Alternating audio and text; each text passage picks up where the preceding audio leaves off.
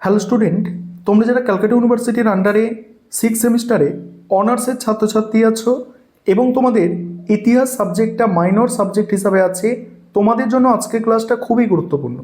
আজকের ক্লাসে তোমাদের MN3 পেপার থেকে দুটি মোস্ট ইম্পর্টেন্ট বড় প্রশ্নের উত্তর নিয়ে আলোচনা করব। প্রথম প্রশ্ন, সাম্রাজ্য বিজেতা হিসাবে সমুদ্রগুপ্তের কৃতিত্ব মূল্যায়ন করো বা সমুদ্রগুপ্তের কৃতিত্ব আলোচনা করো।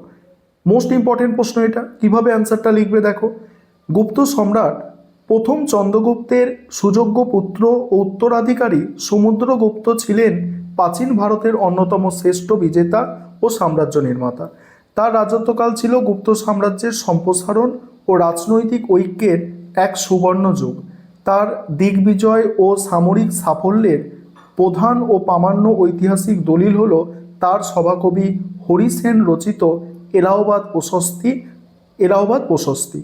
এই প্রশস্তির বর্ণনা অনুযায়ী সামরিক শৌর্য ও অসাধারণ রাজনৈতিক পাগ্গার জোরে সমুদ্রগুপ্ত সমগ্র ভারতে এক রাজনৈতিক ছত্রছায়া আনতে সক্ষম হয়েছিল। তার এই অসামান্য সামরিক কৃতিত্বের জন্যই ঐতিহাসিক ভিনসেন্ট স্মিথ তাকে ভারতের নেপোলিয়ান আখ্যা দিয়েছেন। এবার কি বলা হচ্ছে, সাম্রাজ্য বিস্তার, সমুদ্রগুপ্তের সাম্রাজ্য বিস্তার নীতি ও কৃতিত্ব। এখানে কি বলা হচ্ছে, সমুদ্রগুপ্ত কেবল একজন অন্ধ বিজেতা ছিলেন না, তিনি ছিলেন একজন বাস্তববাদী এবং দূরদর্শী রাষ্ট্রনীতিবিদ। ভারতের বিভিন্ন অঞ্চলে ভৌগোলিক অবস্থান ও দূরত্বের কথা মাথায় রেখে তিনি বিভিন্ন অঞ্চলের জন্য ভিন্ন ভিন্ন নীতি গ্রহণ করেছিলেন। তার দিগ্বিজয়ের প্রধান কয়েকটি ভাগে ভাগ করা যায়। এক হচ্ছে কি আর্যবদ বা উত্তর ভারত অভিযান। সেখানে কি বলা হচ্ছে দেখো, এলাহাবাদ প্রশস্তি থেকে জানা যায় সমুদ্রগুপ্ত উত্তর ভারতে বা আর্যবতে দুটি পর্যায়ে অভিযান চালান এবং মোট 9 জন রাজাকে পরাস্ত করেন। এদের মধ্যে উল্লেখযোগ্য ছিলেন রুদ্রদেব, মতিল, নাগদত্ত এই প্রমুখ রাজারা। এবং উত্তর ভারতের ক্ষেত্রে সমুদ্রগুপ্ত যে নীতি গ্রহণ করেছিলেন, হরিসেন তাকে কি বলেছেন, হরিসেন তাকে পশভদ্রন বা সমূলে উৎপাটন নীতি বলে অভিহিত করেছেন। অর্থাৎ এই রাজাদের যুদ্ধে পরাজিত করে তিনি তাদের রাজ্যগুলিকে সরাসরি গুপ্ত সাম্রাজ্যের অন্তর্ভুক্ত করেন এবং পাটলিপুত্র থেকে প্রত্যক্ষ শাসন কায়েম করেন। এর ফলে সমগ্র গাঙ্গেয় উপত্যকায় সমুদ্রগুপ্তের একচ্ছত্র আধিপত্য প্রতিষ্ঠিত হয়। তারপর কি দক্ষিণাপদ বা দক্ষিণ ভারত অভিযান। দক্ষিণাপদ বা দক্ষিণ ভারত অভিযান, এখানে কি বলা হচ্ছে দেখো, এখানে বলা হচ্ছে যে উত্তর ভারত জয়ের পর সমুদ্রগুপ্ত দক্ষিণ ভারতের দিকে অগ্রসর হন এবং 12 জন রাজাকে পরাজিত করেন। এদের মধ্যে কোশলের মহেন্দ্র, মহাকান্তারের বাঘ্যরাজ, কাঞ্চির হচ্ছে বিষ্ণুগোপ এবং বেঙ্গির হচ্ছে হস্তিবর্মা ছিলেন অন্যতম। তবে দক্ষিণ ভারতের ক্ষেত্রে তার নীতি ছিল উত্তর ভারতের সম্পূর্ণ বিপরীত। প্রশস্তিতে এই নীতিকে গহন মোক্ষ অনুগ্রহ বলা হয়। এর অর্থ হলো প্রথমে শত্রু রাজ্য জয়, অর্থাৎ যেটাকে গ্রহণ বলা হচ্ছে, তারপর পরাজিত রাজাকে মুক্তি দান, যেটাকে মোক্ষ বলা হচ্ছে, পরিশেষে বশ্যতা ও করের বিনিময়ে তার রাজ্য ফিরিয়ে দেওয়া, এটাকে অনুগ্রহ বলা হচ্ছে। সমুদ্রগুপ্ত উপলব্ধি করেছিলেন যে সুদূর পাটলিপুত্র থেকে বিন্ধ্য পর্বত অতিক্রম করে দক্ষিণ ভারতে সরাসরি শাসন করা বাস্তবসম্মত নয়। তাই তিনি সরাসরি রাজ্য গ্রাসের বদলে সেখানে কেবল গুপ্ত সাম্রাজ্যের রাজনৈতিক আধিপত্য বা সামন্ততান্ত্রিক নিয়ন্ত্রণ প্রতিষ্ঠা করেছিলেন। এটি তার অসামান্য রাষ্ট্রনৈতিক বিচক্ষণতার পরিচয় দেয়। এবার হচ্ছে কি পান্থ দেশ, উপজাতি ও আটবিক রাজ্য জয়। এখানে কি বলা হচ্ছে দেখো, এই পয়েন্টটা নিয়ে আলোচনা করব। তার আগে একটা বিষয় তোমাদের বলার আছে, তোমাদের জন্য অনলাইন কোচিং ক্লাস চলছে। তোমরা যারা পেইড ব্যাচে অ্যাডমিশন নিতে ইচ্ছুক আছো বা আমাদের থেকে স্টাডি মেটেরিয়াল পারচেস করতে চাইছো, অবশ্যই তোমরা স্ক্রিনে দেওয়া নম্বরে যোগাযোগ করে স্টাডি মেটেরিয়াল পারচেস করতে পারো বা আমাদের পেইড ব্যাচে অ্যাডমিশন নিতে পারো।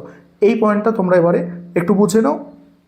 দেখো, সমুদ্রগুপ্তের শক্তির পরিচয় পেয়ে উত্তর পূর্ব ও পশ্চিম সীমান্তের 5টি প্রত্যন্ত রাজ্য এবং মালব, যৌধেয়, মদ্রক সহ 9টি উপজাতি প্রজাতান্ত্রিক রাষ্ট্র বিনা যুদ্ধে তারা বশ্যতা স্বীকার করে নেয়। প্রশস্তির বর্ণনা অনুযায়ী এরা নিয়মিত কর প্রদান, সম্রাটের আদেশ পালন এবং রাজ দরবারে উপস্থিত হয়ে প্রণাম জানানোর মাধ্যমে গুপ্তদের আনুগত্য মেনে নেয়। এছাড়া মধ্য ভারতে বিন্ধ ও জব্বলপুর অঞ্চলে অরণ্য সংকুল আটবিক রাজ্যগুলিকে তিনি ভিত্তে পরিণত করেছিল। তারপরে কি আছে, বিদেশি শক্তিগুলির সঙ্গে সম্পর্ক। এখানে কি বলা হচ্ছে দেখো, সমুদ্রগুপ্ত সামরিক খ্যাতি ভারতের সীমানা ছাড়িয়ে বিদেশে পৌঁছেছিল। উত্তর পশ্চিম সীমান্তে কুষাণ, শক, মুরুন্ড এবং সিংহলের রাজা মেঘবর্ণ তার সঙ্গে কূটনৈতিক সম্পর্ক স্থাপন করেছিল। হরিসেনের মতে এই বিদেশি রাজারা ঔপঢোকন প্রেরণ, গুপ্ত রাজ পরিবারের সঙ্গে বৈবাহিক সম্পর্ক স্থাপন এবং নিজ নিজ রাজ্যে গুপ্ত সম্রাটের নামাঙ্কিত মুদ্রার প্রচলনের মাধ্যমে তার প্রতি সম্মান প্রদর্শন করেছিল। এবারে উপসংহার দিয়ে তোমাদের প্রশ্নের উত্তরটা শেষ করতে হবে। এবার দ্বিতীয় প্রশ্ন কি আছে, দ্বিতীয় প্রশ্ন আছে ভারতের সামন্ততন্ত্রের উত্থানের প্রেক্ষাপট আলোচনা করো। ভারতের সামন্ততন্ত্রের উত্থানের প্রেক্ষাপট, এই প্রশ্নের উত্তরটা এবারে বোঝো। দুটোই ইম্পর্টেন্ট প্রশ্ন, দুটোর মধ্যে একটা তোমরা পরীক্ষায় অতি অবশ্যই কমন পাবে। দেখো সামন্ততন্ত্রের উত্থানের প্রেক্ষাপটে কি বলা হচ্ছে, প্রথমেই তোমাদের ভূমিকা লিখতে হবে অর্থাৎ ইন্ট্রোডাকশন। এখানে কি, প্রাচীন ভারতের ইতিহাসে গুপ্ত ও গুপ্তোত্তর যুগে এক যুগান্তকারী আর্থসামাজিক ও রাজনৈতিক পরিবর্তন লক্ষ্য করা যায়।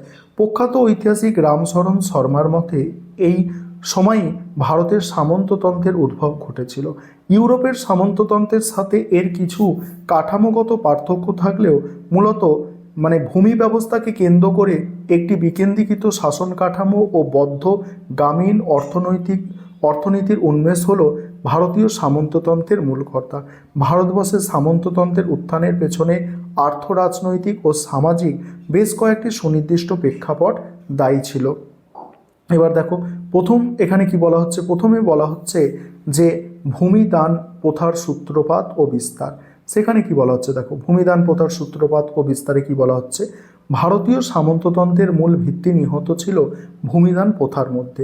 খ্রিস্টীয় প্রথম বা দ্বিতীয় শতকে দাক্ষিণাত্যের সাতবাহন রাজাদের আমলে মূলত বামভুন ও বৌদ্ধ সমন্দের করমুক্ত জমি, দেখো বামভুন ও বৌদ্ধ সমন্দের করমুক্ত জমিদানের প্রথা শুরু হয়, যা অগ্রহার বা বাম্ভদেয় ব্যবস্থা নামে পরিচিত। গুপ্ত ও গুপ্তোত্তর যুগে এই প্রথা এক ব্যাপক রূপ ধারণ করে। সবচেয়ে তাৎপর্যপূর্ণ বিষয় হলো এই সময় শুধু জমির মালিকানা নয়, দানগ্রাহীতাকে সেই জমির প্রশাসনিক, রাজস্ব আদায়কারী, বিচার বিভাগীয় ক্ষমতাও হস্তান্তর করা হতে থাকে। রাজা তার নিজের ক্ষমতা ত্যাগ করে দানগ্রাহীতাকে প্রদান করতেন। এর ফলে রাষ্ট্রের ভেতরেই এক শ্রেণীর স্বাধীন ও শক্তিশালী ভূস্বামীর উত্থান ঘটে, যা ক্রমশ কেন্দ্রীয় রাজশক্তিকে দুর্বল করে দেয়। এবার আছে দেখো প্রশাসনিক বিকেন্দ্রীকরণ ও ধর্মনিরপেক্ষ জমিদান। এখানে কি বলা হচ্ছে দেখো, প্রাথমিক পর্বে কেবল ধর্মীয় উদ্দেশ্যে জমিদান করা হলেও কালক্রমে তা ধর্মনিরপেক্ষ রূপ ধারণ করে। অর্থাৎ রাজকর্মচারী এবং সামরিক কর্তাদের নগদ বেতনের পরিবর্তে জমি বা গ্রাম দানের প্রথা শুরু হয়। গুপ্ত সাম্রাজ্যের শেষ দিকে এবং হর্ষবর্ধন বা পরবর্তী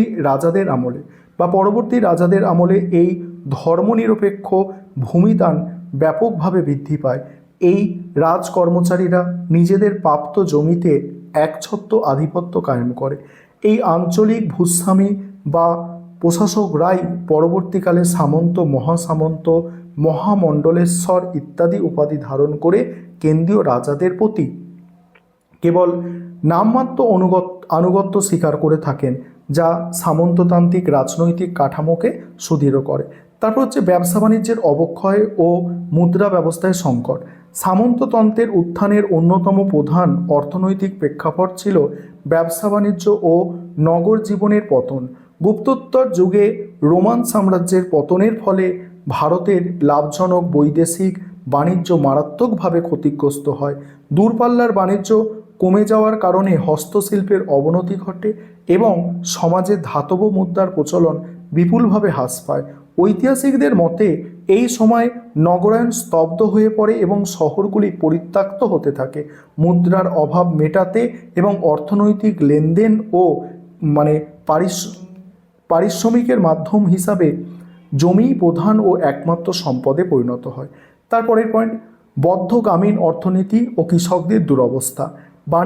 বাণিজ্যের পতনের ফলে নগর থেকে কারিগর ও ব্যবসায়ীরা গ্রামে ফিরে গিয়ে কৃষিকাজে যুক্ত হতে বাধ্য হন।